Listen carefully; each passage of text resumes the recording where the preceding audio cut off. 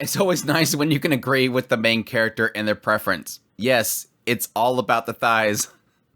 I just got done with the first episode of The Legendary Hero is Dead, and I can definitely say this show has a very special type of humor. It's a very dark and gruesome and unsettling type of humor, but it's working for me. And I really wasn't sure that was going to be the case when I seen the PVs for the series. But this is my thoughts on the first episode of The Legendary Hero is Dead, a 12-episode series that's going to be airing in the spring 2023 anime season.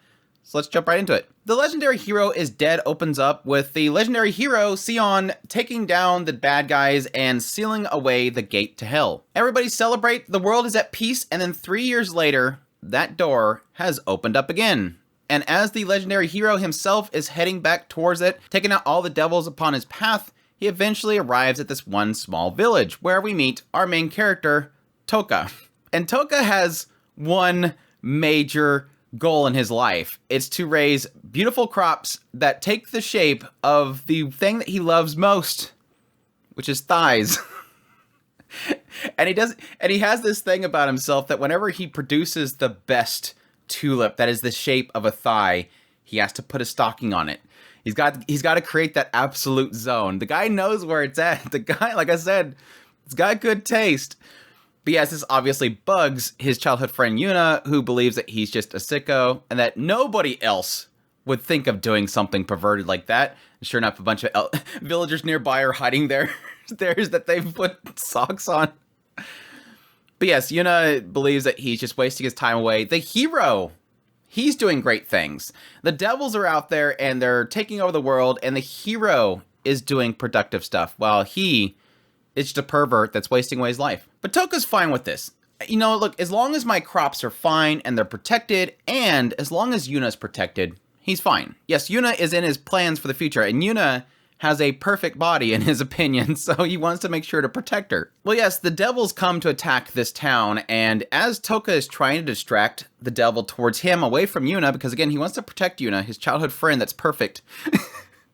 He's trying to lure the demon with, like, cooking pork, and the demon doesn't like it, and the hero comes in and kills it. So it's like, okay, yay, everybody's safe and everything. Yuna is just starstruck by the hero. The hero remembers who she was. Like 3 years ago, he protected her before, and the hero still knows who Yuna is, and she is just all doki doki for him. Well, the hero's belly starts to grumble, and Yuna offers to take him over to her place and cook her a homemade meal, which makes Toka extremely jealous. But then the hero smells that barbecued pork that Toka was making and goes charging off into Toka's yard to go get it, falling into a trap that Toka created to kill the devils, and dies. The legendary hero that took down all the baddies, sealed the gates of hell, died to, like, a hole with bamboo spikes in it that Toka created to fend off devils. Well, yes, the entire village turns on Toka. You have killed the legendary hero. The world will prosecute you. And he says, nobody will believe you guys. If you go to the king now and tell him that a random kid in a village killed the hero, they won't believe you. They'll instead believe the village did it. The village killed him. So Toka ends up talking everybody into just burying the hero and hiding the fact that he was even there just to protect themselves. He's scummy, but damn, is he smart. He's very clever.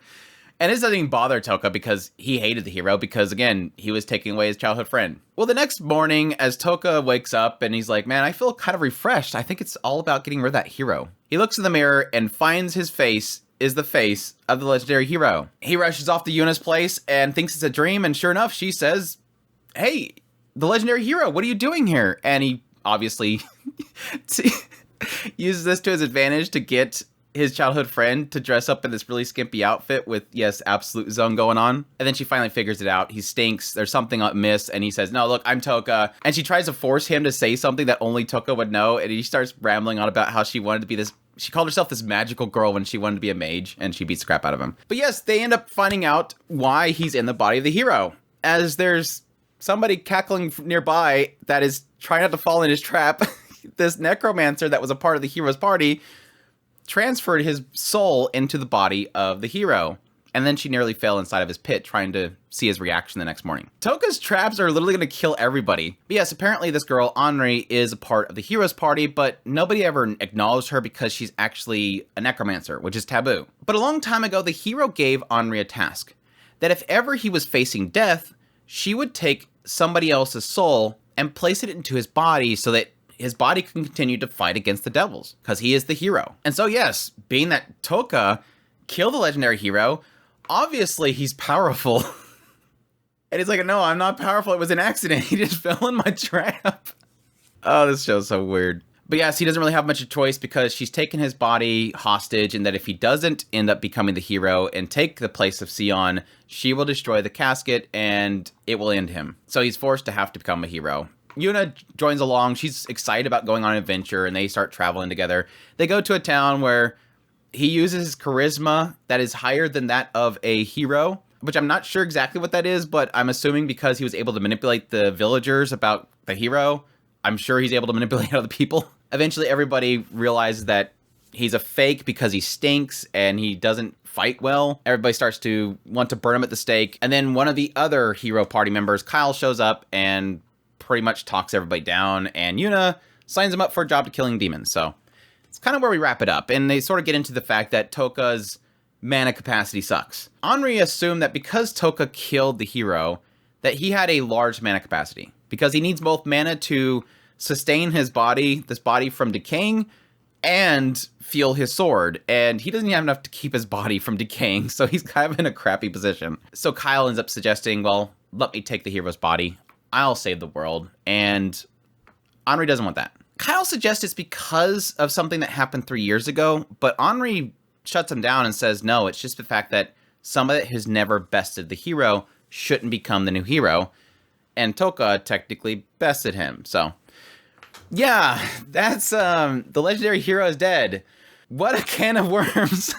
First of all, I really like this main character. He's a scumbag, but at the same time, I do get quite a bit of a chuckle from him. And like I said, I like the thighs too. Absolute Zone is definitely up there for me. So his preference is technically my preference. So I give a lot of respect for the guy. Now, I'm not going to be making crops and then putting stockings on those crops just to see it, but I guess when you're in some out in the sticks location, you got to do what you could do. Even though he should have just put the moves quicker on Yuna and just settled it. But the dude has priorities, the dude has goals, and I respect that.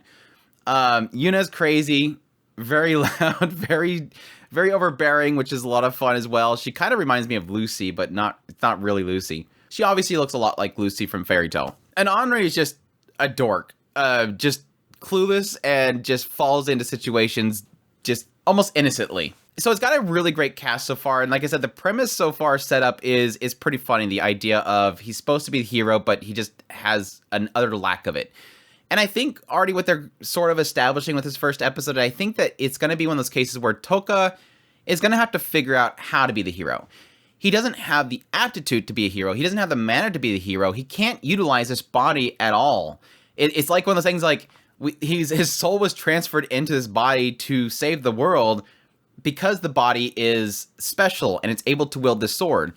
But in actuality, he has no capability of actually utilizing it because he doesn't have the mana to utilize it.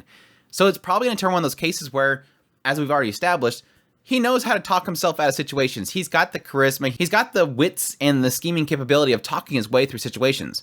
And additionally, who knows, maybe he can set up a bunch of traps and he'll take down the entire Demon King's army. Just set up traps outside the door of the gates and just everybody's fine. It is kind of one of those things where you wonder, is everybody so stupid? Or is it because he doesn't realize how clever he is with his traps? Because again, technically he killed the hero and he nearly killed one of the hero's members just by setting up this one trap. It's absurd, and I kind of like it so far because of that. I do like the chemistry of the characters so far. Like I said, Henri kind of seems a little bit oblivious to reality. Yuna and Toka seem to have an idea of what's going on. And similarly, you also have the fact that Yuna obviously seems to like Toka. It's just that she's charmed by handsome guys, and that makes Toka jealous. But she also seems like the type that would just want to go along with things just because that's just what she's always dreamed about. And I like the fact that even when they introduced Kyle, they didn't really hide the fact that it isn't the hero, that Toka has had to take over his body. It just makes me really curious because now with Kyle saying, well, I'm just going to defeat Toka and take his body, how is he going to get out of the situation unless he sets up a trap? It might just be a trap.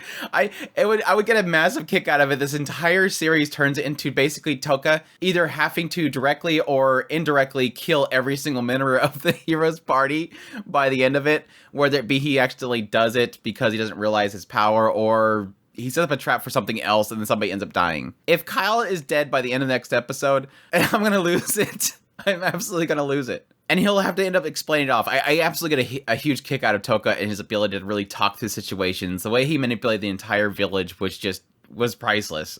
But I'd also be curious to find out what exactly happened with... I doubt it's going to be anything really deep or anything, don't get me wrong. But I'll be curious to find out exactly what happened with Henri and why it seems like she's not okay with Kyle.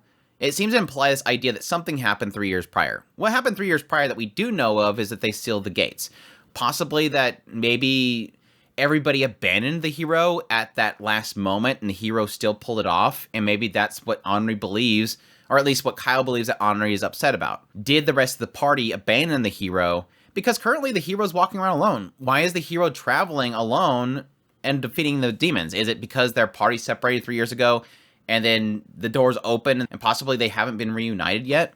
It did indicate that Kyle was looking for Sion. But again, I'm not really expecting too deep stuff there. I think the focus here obviously is in the comedy, and it's pulling off the comedy really well. And the ecchi is really fantastic too. It's not censored, but it's not too much that it would need to be censored. It's just kind of that borderline stuff that I really like. But yeah, if you're looking for a thigh-obsessed, terrible hero that's forced to have to save the world, probably by traps, definitely give it a shot. I hope you guys enjoyed this first impressions. If you did, make sure that like button down below, comment, let me know what's thought of the episode, and tell me what your preference is. Is it thighs? Are you on thigh team?